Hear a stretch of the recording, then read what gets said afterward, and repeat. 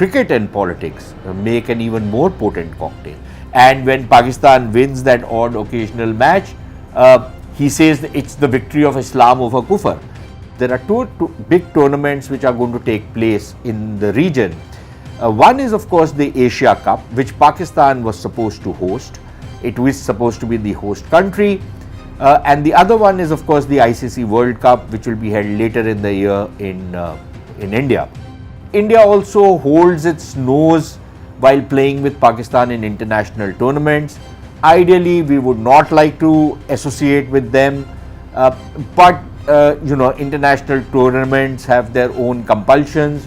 I think the BCCI is playing its cards really well. I think the government of India has been extremely forthright and firm on this matter.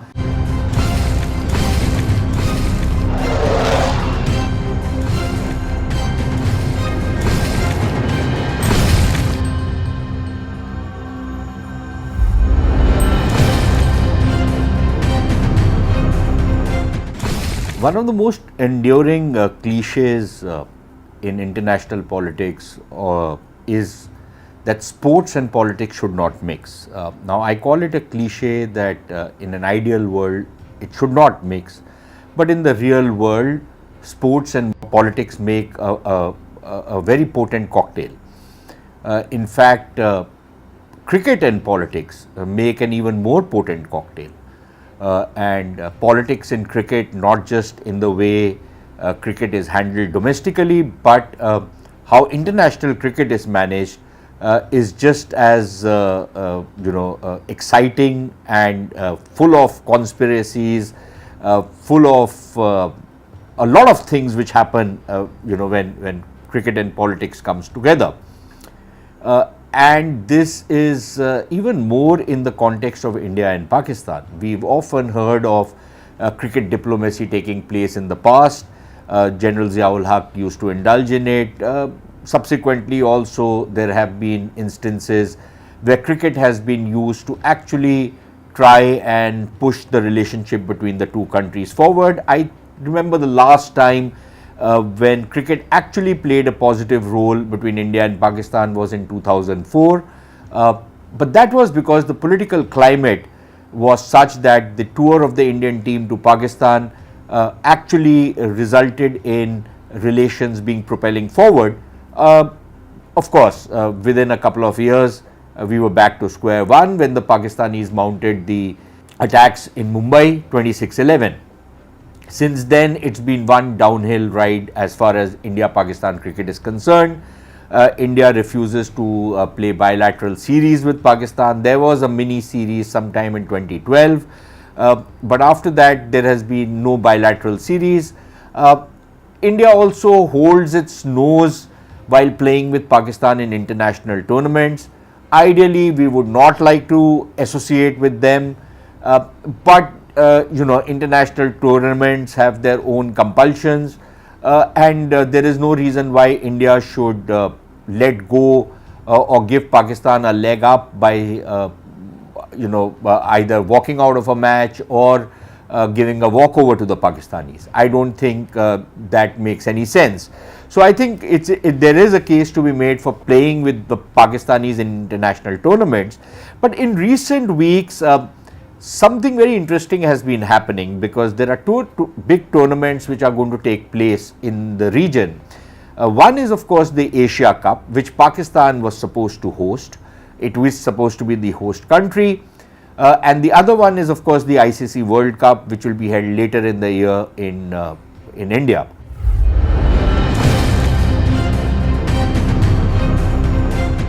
What is happening is that while Pakistan did get the hosting rights for the Asia Cup, India has refused to travel to Pakistan, and India insisted that either the tournament be moved out of Pakistan completely or a kind of a compromise formula of a hybrid model be followed in the Asia Cup. The Pakistanis insisted, however, initially, of course, they insisted on reciprocity. They threatened that if India refuses to come to Pakistan, they will refuse to come to India, and that if the Asia Cup is to be held on a hybrid model, then so should the ICC World Cup. which was clearly unacceptable to India, and I'll come to the reasons for that. Now, both when it comes to the legal position and when it comes to the political position and when it comes to the economic side of things, I think India is on very strong ground, and the Pakistanis realize it. So the Pakistanis were initially trying to bluff their way out when they insisted on reciprocity, and when they insisted that even if a hybrid model was to be adopted for the Asia Cup, a similar model should be adopted as far as the ICC World Cup is concerned. Now, this was very correctly and very firmly rejected by the BCCI, and it also did not get much traction from the ICC. Now, one of the mistakes that the Pakistanis made was that they tried to equate the Asia Cup with the ICC World Cup, and these are two completely different tournaments organized by two completely different bodies. The Asia Cup is organized by the Asian Cricket Council, which is not a subordinate body of the ICC. The ACC makes its own decisions, takes its own decisions. And the ICC World Cup, of course, comes under the ICC, but out there India has a very strong presence.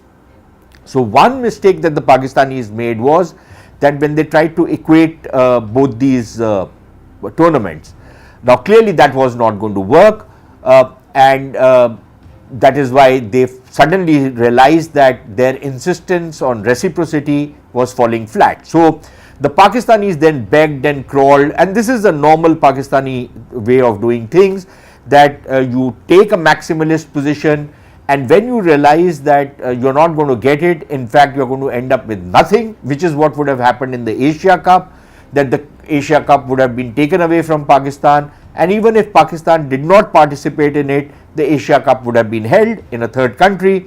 The Pakistanis backed down and they agreed on a hybrid model under which about 4 matches are going to take place inside Pakistan. The rest have all shifted to Sri Lanka. Now, this is good because it gives the Sri Lankans a bit of a leg up. They need some help. It's also good because India can play the Asia Cup without fears of security, which would certainly be there if India was to play in Pakistan.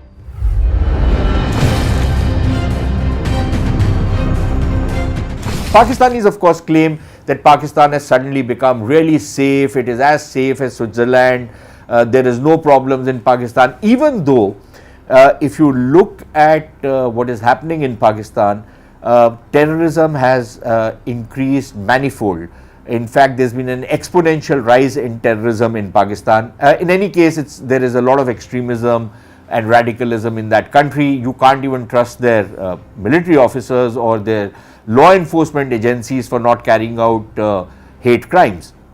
So, for India to travel to Pakistan and for the Pakistanis to claim that they will guarantee security is just not on, simply because the kind of hatred that the Pakistanis reserve for Indians is not something which will be visiting on the other teams that go to Pakistan.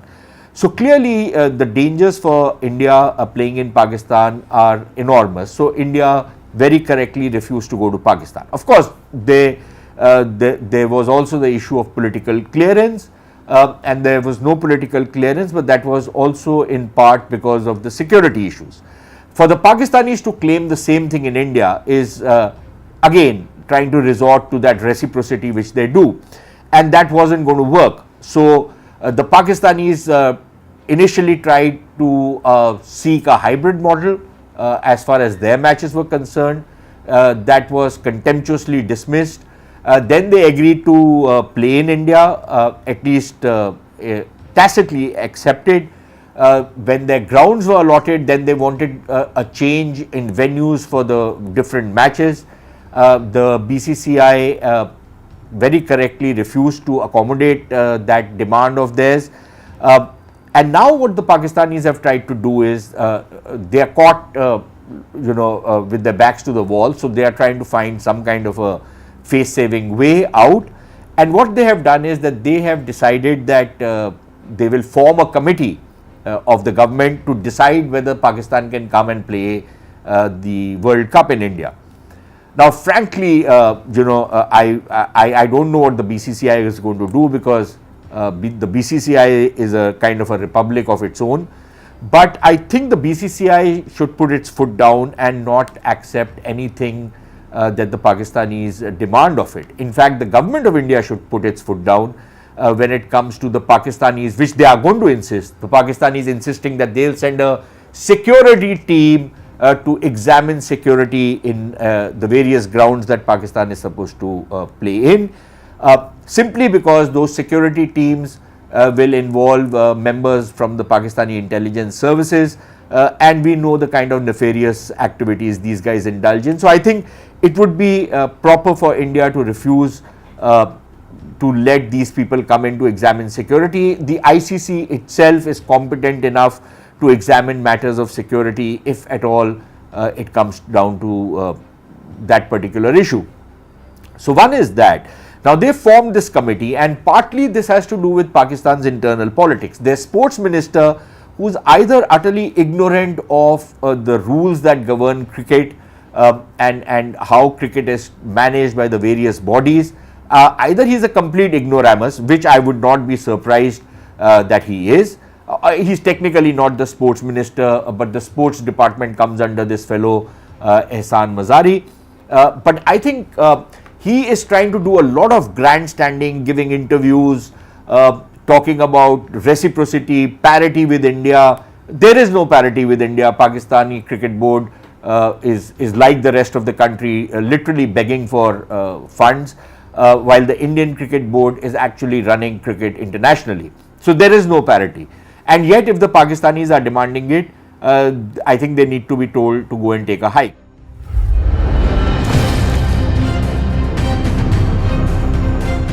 This guy, Mazari fellow, what he's trying to do is that he's trying to do his own political grandstanding by talking about reciprocity, parity, but I think he is doing this with an eye at his political constituency. Pakistan is likely to go into elections, and I think he is trying to play that uber nationalist kind of a card. Now that same card had earlier been played by the new boss of Pakistani cricket, Zaka Ashraf, a man with somewhat dubious reputation, rich businessman, but you know, rich businessmen in Pakistan often have very dubious financial dealings.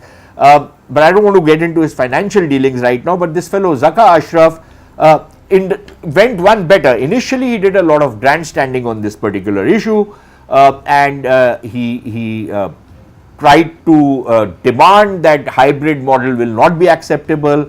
But the moment he became the PCB chief, he realized that it was either the hybrid model, which meant there were just 3 or 4 matches in Pakistan, or it was nothing that Pakistan would get. So, you know, he put his tail between his legs and he accepted it. And then he went one better. He went for the ICC meeting in South Africa, and out there he floated this fake news that he had this meeting with Jay Shah of the BCCI, and that Jay Shah had accepted coming to Pakistan, even though the Indian cricket team was not going to go to Pakistan. Jay Shah had accepted his invitation to visit Pakistan. Zaka Ashraf also leaked this news, fake news, that India and Pakistan bilateral series will also start soon, etc., etc. Now, clearly, once this news came out, Jay Shah, denied it completely and wondered where this fake news had come from. So there was egg on Zaka Ashraf's face. But frankly, I think they are past that stage where they even feel embarrassed by these kind of things. They play this propaganda game to try and they don't do it only in cricket, they do it in virtually everything else. They float this news that if this news, the other side feels compelled that now that this news has been leaked, they will accept it, Pakistan wins. And if they don't, then they'll just brush it under the carpet. This they do in all their dealings. This is exactly what Zaka Ashraf tried.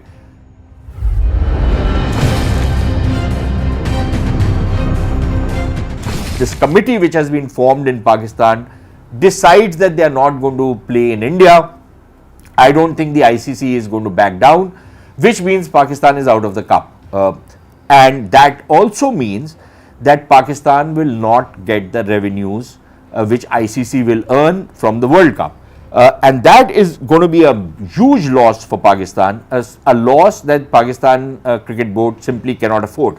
We know the state of their country, the parlous state of the country's finances, and the finances of the Pakistan Cricket Board are no better. In fact, they are even worse. So they can't afford not to come for the World Cup. They will have to come, and they will have to come and play on the terms that are set for them by the ICC and the BCCI. I don't think they can escape from that. Of course, the Pakistanis have always tried to whine about how much weight India pulls in the ICC, and the fact that the lion's share of the ICC revenues go to India, which is almost 40%. The Pakistanis get a paltry 5.5%, according to the new revenue sharing formula. And again, that is in the fitness of things, because if the bulk of the revenues are generated by India, then I think India is entitled to a share of those revenues as well. So I think Pakistan's whines on this particular issue are going to be rejected.